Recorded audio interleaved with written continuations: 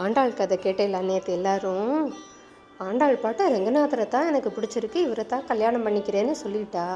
பெரியாழ்வாருக்கு என்ன செய்யறதுனே தெரியல.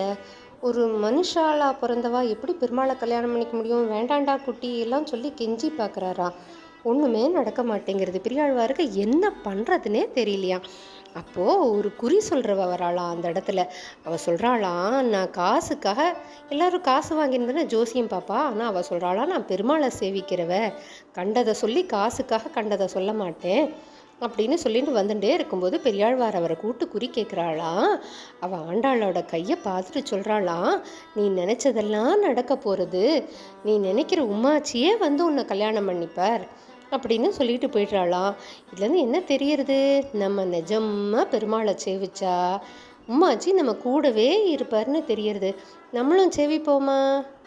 டெய்லி சாயங்காலம் சஹஸ்ரநாமம் சொல்லுவோமா? உம்மாச்சி சேவிப்போமா? ஆண்டாளை சேவிக்கலாமா?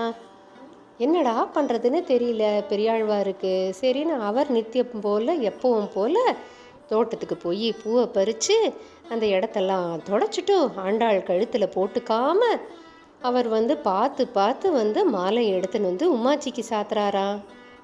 கழண்டு விழுந்துடுறதான். சரி சரியாக முடிச்சு போடலை போல இருக்கு அப்படின்னு சொல்லிட்டு மறுபடியும் எடுத்து நல்லா கட்டி கழுத்தில் போடுறாராம். மறுபடியும் விழுந்துடுறதா. அவருக்கு என்ன பண்ணுறதுனே தெரியல. என்ன தப்பு பண்ணோம், என்ன பாவம் பண்ணோன்னே தெரியலையா.